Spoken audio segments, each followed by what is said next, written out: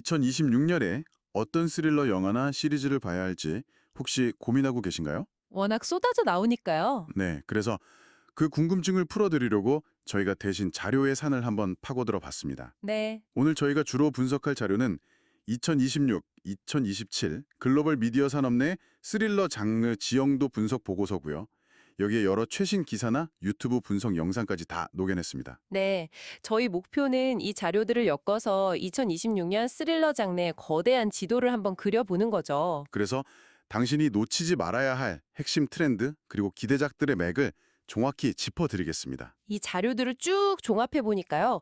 2020년 스릴러 시장은 거대한 두 힘의 충돌, 이렇게 요약되더라고요. 두 힘의 충돌이요? 네. 한쪽에서는 할리우드가 검증된 인기 시리즈, 그러니까 자신들의 위대한 유산을 다시 소환하는 전력적 회귀를 택했고요. 아, 전략적 회귀. 다른 한쪽에서는 K 콘텐츠, 특히 한국 스릴러가 전 세계를 무대로 거침없이 뻗어나가는 지배력 확장을 보여주고 있습니다. 와, 마치 향수와 새로움의 대결 같네요. 그렇죠. 이 두 흐름이 어떻게 서로 경쟁하고 또 영향을 주면서 2020년에 스크린을 채워나갈지 그 흥미진진한 대결 속으로 한번 들어가 보시죠. 좋습니다. 그럼 먼저 전략적 회귀, 할리우드부터 살펴보죠.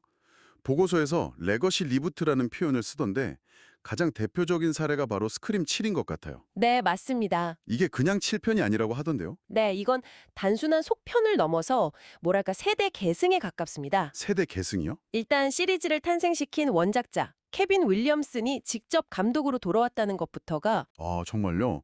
그건 올드 팬들한테는 정말 큰 의미가 있겠네요. 엄청난 신호죠.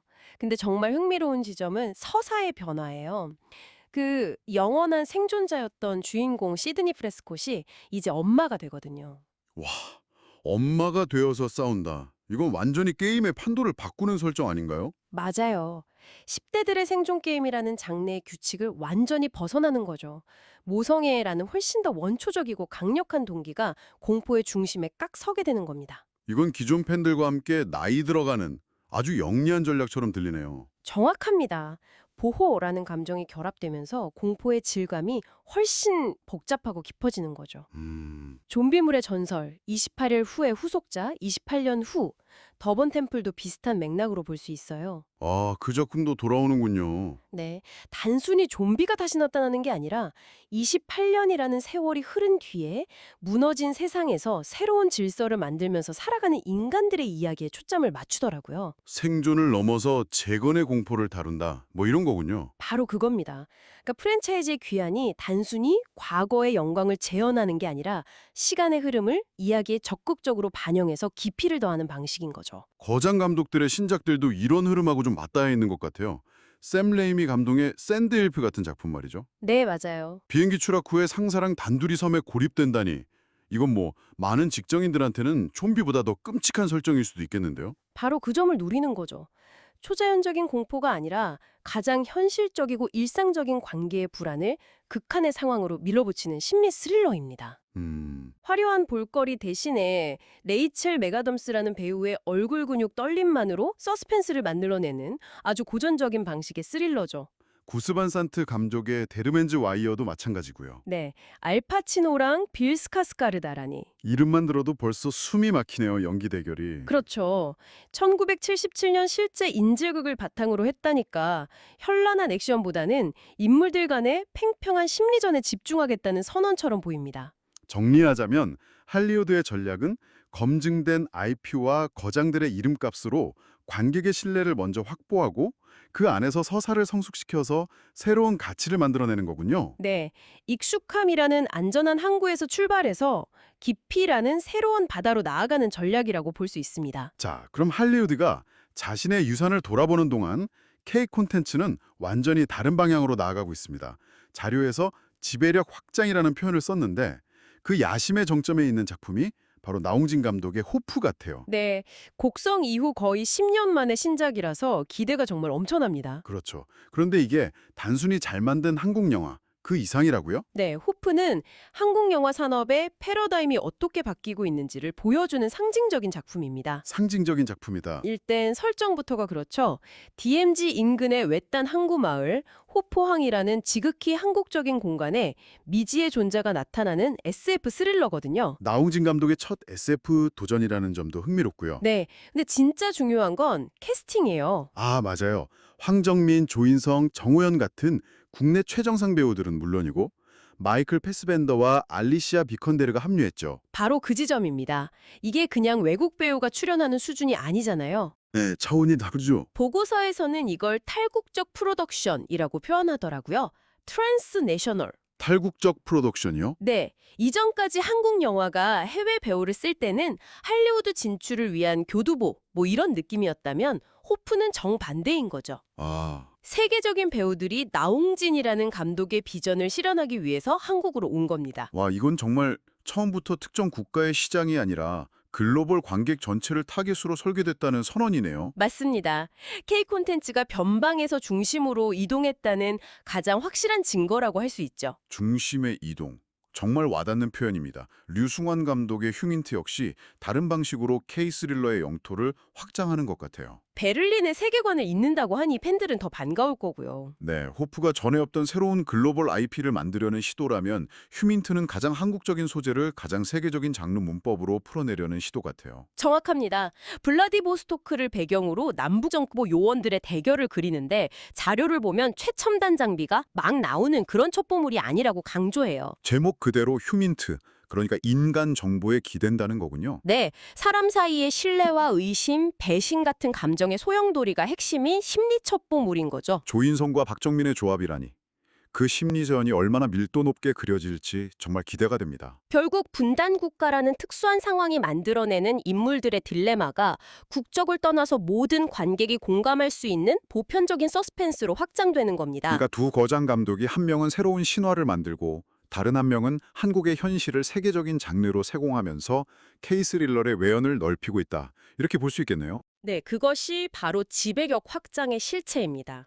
자, 이 거대한 두 흐름의 충돌은 이제 안방, 그러니까 스트리밍 플랫폼으로 무대로 옮겨서 더욱 격렬해집니다. 전쟁이죠, 거의.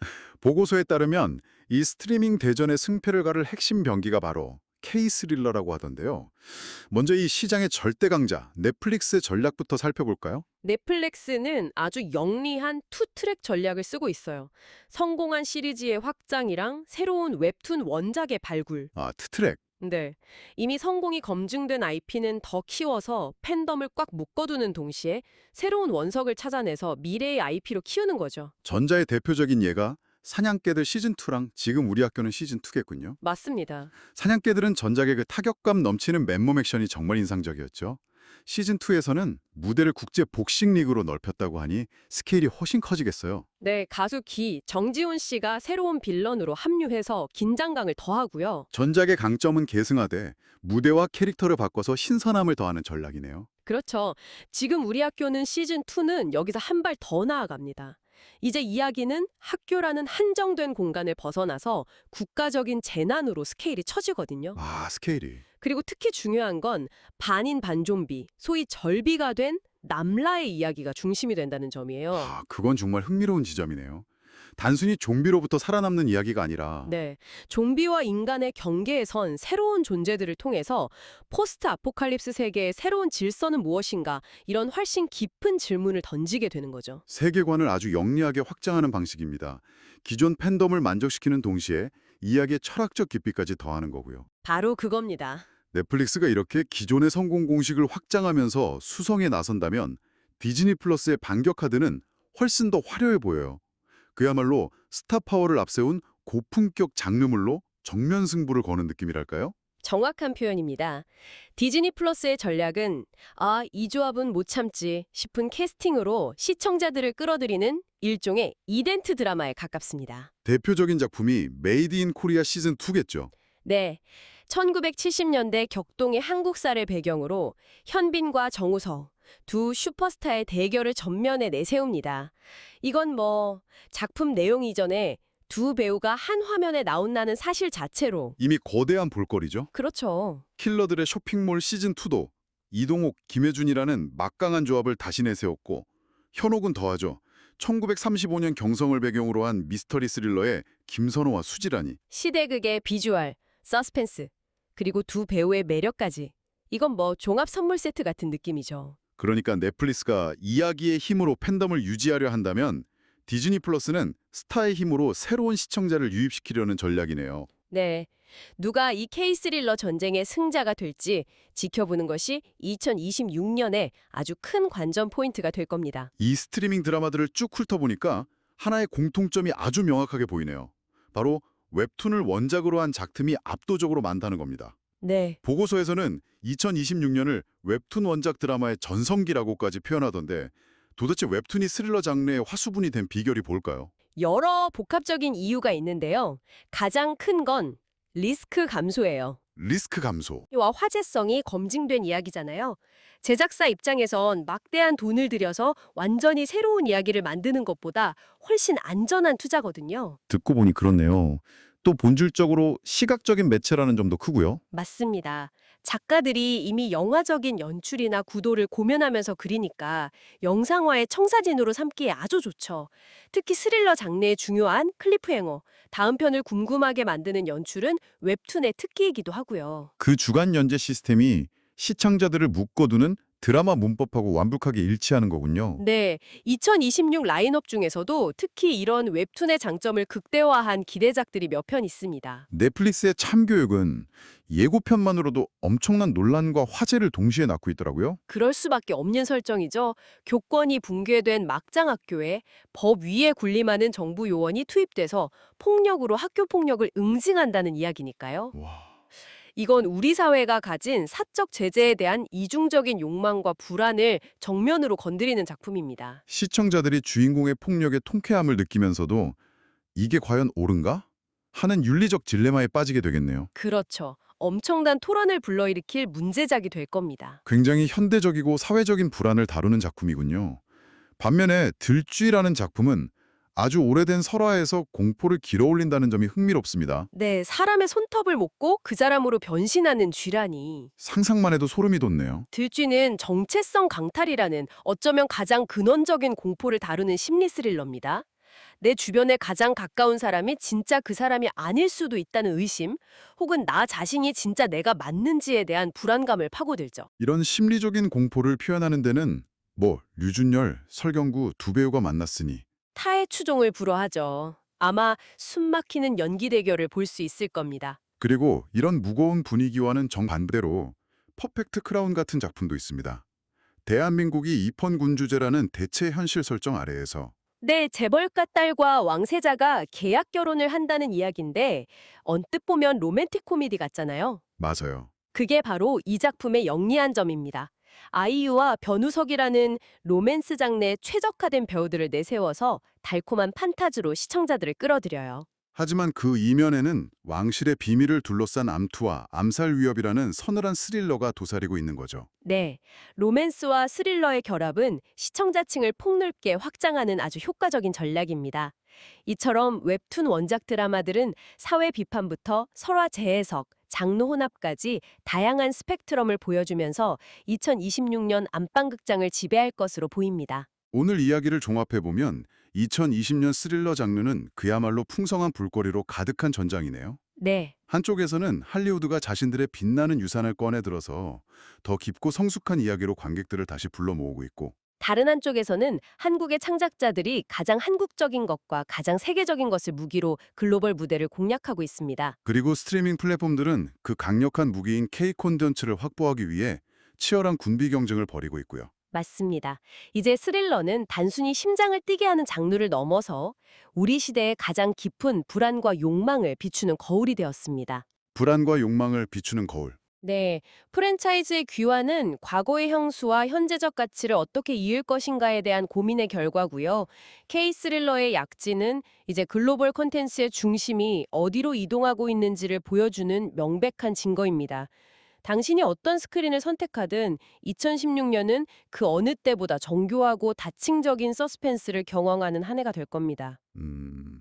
마지막으로 당신이 한번 생각해 볼 만한 질문을 던지면서 마무리할까 합니다. 네, 어떤 질문이죠? 오늘 저희는 거대한 자본이 투입된 주요 작품들을 주로 다뤘잖아요. 그런데 보고서의 한쪽 구석에는 국제영화제에서 주목받는 작은 영화들도 언급되어 있어요. 아, 어떤 작품들이죠? 예를 들면 다이어트 약물의 부작용을 다룬 신체 공포물 세커린이나 국가의 검열 시스템을 파고드는 정치 스릴러 옐로우 레터스 같은 작품들이죠. 아, 주류 시장이 아직 본격적으로 다루지 않는 이런 실험적인 공포들이야말로 어쩌면 우리 사회가 가장 깊숙한 곳에서 애써 외면하고 있는 진짜 불안의 맨얼굴은 아닐까요?